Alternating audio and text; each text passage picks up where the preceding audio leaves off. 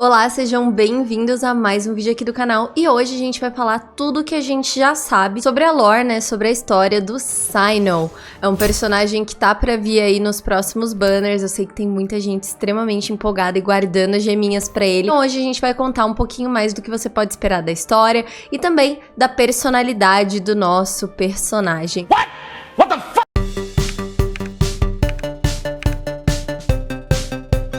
O Cyno em sumério também é conhecido como General Mahamatra. Ele tem a responsabilidade, com a sua posição, de fiscalizar os estudiosos da Academia de Sumério que usam meios não legais para elevar sua pesquisa, como por exemplo a fraude mesmo. E através dessa posição conseguimos entender o porquê foi ele que foi enviado para Mondstadt para ajudar na crise com a Collei.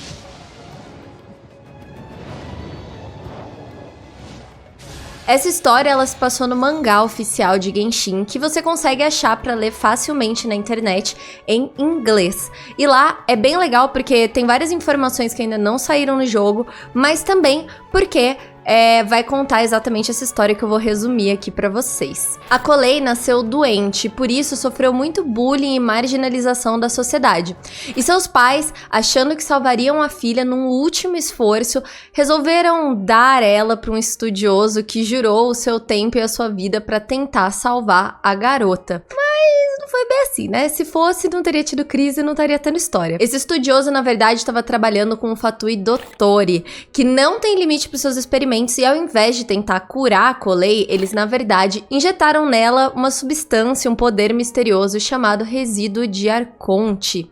Poder esse que ressoa com as emoções, né, do hospedeiro e que faz com que ela faça coisas que ela não quer, tentando tomar o seu corpo e também a sua consciência. Após isso, a Collei é solta ou ela foge de onde ela tá, não fica 100% claro, e ela acaba chegando em Mondstadt, onde ela tem a sua entrada barrada devido à sua doença. Eu sei que, a princípio, pode falar assim, tá, Mariana, mas que doença? Como assim? É porque no mangá, vai ter umas imagenzinhas aqui do lado, ela usa, tipo, umas faixas, umas bandagens. Então, realmente, ela parece alguém doente, tipo, alguém com algum problema. Então, ela realmente tem uma aparência bem suspeita. E aí, quando ela é barrada em Mondstadt de entrar na cidade, que ela surta, liberando o poder do resíduo do Arconte no formato de uma grande serpente que derruba uma caravana e cria um caos lá naquela entrada que a gente conhece.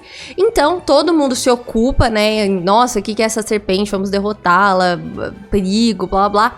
E ela entra bem ratinha na cidade, onde ela conhece a Amber, que promete ajudá-la, e até por isso que a gente já viu, quem chegou em Sumério fez a missão da Collei, que ela é apaixonada pela Amber, inclusive o burst elemental dela, né, tem o nome da Amber, enfim, vocês já entenderam, ela sente que a Amber foi uma das pessoas que ajudou a salvá-la e é uma grande amiga dela. E aí, resumindo um pouco, porque senão esse vídeo vai ser só sobre a história da Collei, a chave pra salvar a Collei tava num papiro escrito numa língua muito antiga, que nem a Lisa, que foi a maga estudiosa mais pica de Sumério nos últimos 200 anos, sabia como decifrar. Então ela mandou uma carta para Sumério pedindo ajuda de seus professores, que então enviaram o Cyno para resolver essa situação. Porque General Mahamatra que resolve o problema de estudiosos que passaram da linha. Faz todo sentido. O Cyno consegue ler esse papiro, mas explica pra Collei que ele não consegue remover ou curá-la 100% dessa maldição. O que ele consegue fazer é selar esse resíduo para não causar mais problemas. No entanto, se esse resíduo quebrasse o selo, ou ele fosse, né, enfim, se ele tomasse conta, ele ia tomar conta de vez e a Collei ia perder a sua consciência para sempre. Mesmo sabendo de tudo que podia dar errado, ela topa e ele faz um ritual e com sucesso sela o resíduo que estava dentro dela. A Collei, já curada, resolve voltar junto com o Cyno para Sumério. E o resto a gente já sabe que ela vira patrulheira, ajuda o Tighnari, enfim, né? O resto a gente já sabe. Só algumas coisas interessantes dessa parte que eu resumi é que nesse ritual de selamento, essa página do mangá que está aparecendo na tela agora, pra quem tem o olho atento já conseguiu entender que são as runas de Caerina. Essas runas em outras missões já foram traduzidas, né?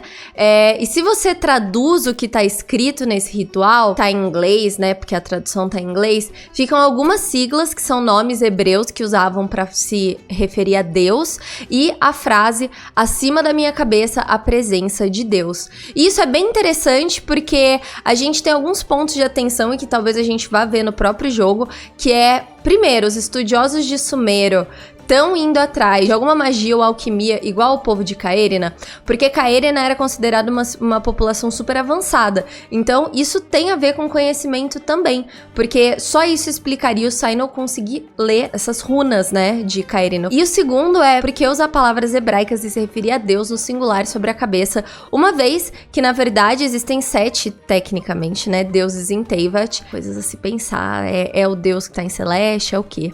Né? Porque o ritual em si, se você presta atenção nessa página, e ela basicamente resume o ritual, tá, gente? Não tem a ver com nenhuma visão ou poder elemental, e sim alguma magia antiga com raiz em Caerina devido ao alfabeto utilizado, né? Bom, alguns outros simbolismos legais quando a gente fala dessa cena, desse ritual, é que o resíduo de Arconte é selado em uma pirâmide, o que faz total sentido com Suméria por causa da parte do deserto, mas também por causa do próprio design do Sinol, que tem a ver com Anubis, que é um deus egípcio que se encarrega de levar as almas para o descanso eterno, meio que a mesma coisa que ele fez com o resíduo, né? Além disso, a gente também sabe que todo esse episódio do mangá é canon e aconteceu, talvez não necessariamente com todos os detalhes iguais, uma vez que a fala da Collei relacionada com o Sinol é que ela prefere não falar com ele, uma vez que só de lembrar dele, se lembra do ritual de selamento e o pescoço dela já começa a doer, e que ele não traz memórias de momentos tão legais pra ela, então que ela prefere simplesmente não falar dele. Além disso, o Tignário nos conta na sua fala sobre o Sinol que ele ainda vai pra Gandharva visitar a Collei e ver como ela tá. Ele também diz que o Sinol é bem exigente quando se trata de trabalho, mas também ele tem uma posição super elevada quando se trata da academia e é o mínimo que você espera de alguém na posição dele, né? E aí a gente também tem uma fala interessante da Dori. E aparentemente o Sinol foi até ela porque ele é um grande fã de TCG, ou seja, Trading Card Games, ou seja, joguinho de carta. E precisava dela pra comprar e achar as cartas mais raras do jogo dele. Say I know him.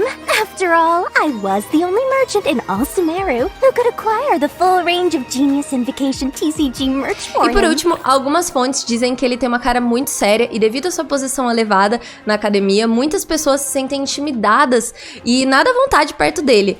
No entanto, ele não tem uma personalidade tão dura e por isso ele tenta contar muitas piadas no nível tiozão do pavê. A maioria super sem graça. E ele não desiste de contar as piadas. E ele explica as piadas. E ele dá risada das próprias piadas. E ele crê com todas as forças que em algum momento, se ele continuar contando as piadas, a probabilidade é que alguma delas vai ser engraçada, a ponto de alguém dar risada, né? Então por isso que ele continua contando e ele conta muitas piadas de tiozão do pavê. Então, quem atirar nele, se prepare para um humor questionável. If I tell lots of jokes, not all of them could be bad, surely. I just need to stick at it, and I know that one of them will land. E isso é tudo que sabemos sobre o Sinol até agora. Eu espero que vocês tenham gostado desse vídeo. Se vocês gostaram, não esquece de deixar o seu like, comenta aqui embaixo. E não esquece de marcar, compartilhar pro seu amigo que tá querendo atirar nele e que precisa saber tudo sobre esse personagem incrível que tá pra chegar nas próximas atualizações de Genshin. Um grande beijo, tchau!